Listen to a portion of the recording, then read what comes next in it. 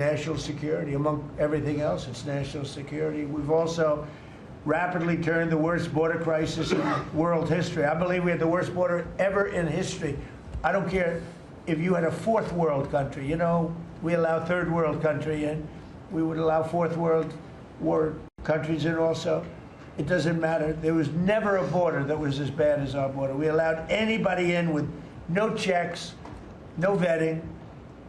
So we've rapidly turned the worst border crisis in world history into the strongest border in the history of our country, and probably one of the strongest borders in the history of the world, because we have nobody coming through. And I want to thank our people. The Border Patrol is so amazing, ICE, and I want to thank the military for the backup, because they're standing right behind them, and that was really nasty for a period of months, and now it's no longer nasty. Now they don't even come up. Nobody comes up. It's an easy job. It made your job a lot easier, because they know they're not going to get through. And we take people in, but they have to come in legally. For 6 months in a row, 0 illegal aliens have been admitted into the United States. You believe that? 0. We had millions of people coming in a year, millions. Now we have 0 for 6 months, and these are given by radical left people that do the numbers. I mean, they're not doing me any favor.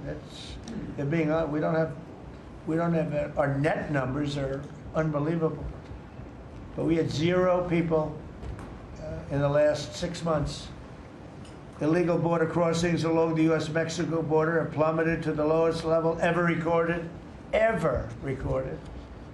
and nobody talks about that anymore. You know, it's crazy. They don't talk about it. You'd think they'd say, well, Trump's done a great job at the border. This country is being destroyed by the border. But you always find something new, like, is he in good health? Biden was great, but is Trump in good health? I sit here, I do 4 news conferences a day. I ask questions from very intelligent lunatics, you people. And I give the right answers. There's never a scandal, there's never a problem. I give you answers that solve your little problems. You go back and you can't find anything, but you do stories about Biden was in wonderful health. The guy didn't do a news conference for 8 months. If I go one day, I had one day where I didn't do a news conference, there's something wrong with the president. You people are crazy. I'll let you know when there's something wrong. There will be someday. That's going to happen to all of us. But right now, I think I'm sharper than I was 25 years ago, but who the hell knows? By the way, I took my physical. I got all A's, everything. But they said to me, would you like to take a cognitive test? I said, is it hard? They said, yes. I said, well, I'm a very smart person. Who was the last president to take one? No president has ever agreed to take one. Because when you get into the mid-questions, meaning, 10, question number 10, 11, 12, 28, 30, they get harder and harder. And they said, would you like to do it? I said, well, no reason to do it. Nobody's ever done it. I'll do it maybe, but there's really no reason. They said, sir, the problem is this is Walter Reed Hospital. And that's a military hospital. And that means that things are, sort of open. It's not like private where you have, if you do poorly, we'll have to, probably you'll find out. I said, I won't do poorly. I'm a smart person, not a stupid person. And as the doctor will tell you, I aced it. Right, Susie? I aced. I got every question right. And these are tough questions. These are questions that I would say 99% of the people that I'm talking to right now, meaning the people from the fake news, would not do well in those exams. But I'm the only one that took it. I got every single question right. And then I read in the New York Times, is Trump sharp? Trump is sharp. But they're not sharp. That's why they're going out of business, the New York Times. I hear that they're losing so much money, it's ridiculous. They're a bunch of fakers.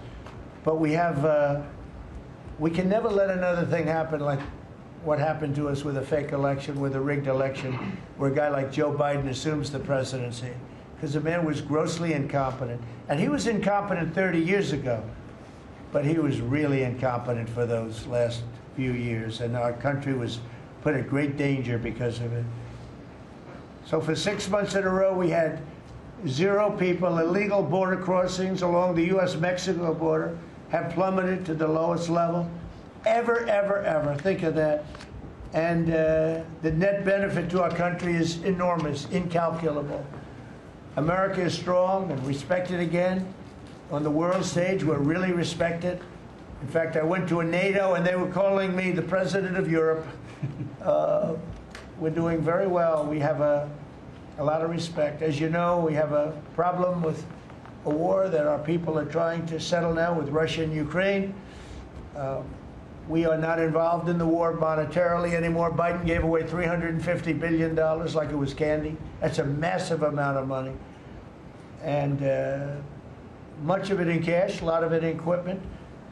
I don't give away anything. We sell the equipment to NATO. The European nations pay us for the equipment, 100% price. And then they bring it to Ukraine or whatever they do with it. But we're trying to get that settled. I've settled 8 wars. This would be the 9th. And our people are over in Russia right now to see if we can get it settled. Not an easy situation. Let me tell you what a mess. It's a war that never would have happened if I were president. Not even a chance. And it didn't happen for 4 years. We've renamed the Department of Defense the Department of War, and I thought that would be controversial. And frankly, I tell you what, I haven't met one person, there's not one person I've met that doesn't like it. You know, think of it. We won World War I, World War II, everything in between, everything before it. And then we said, let's change the name. So we changed it back to what it was, Department of War, and Pete's doing a great job. We ended 8 wars, think of that. 8 wars, but we're going to do one more, I think. I hope. I hope.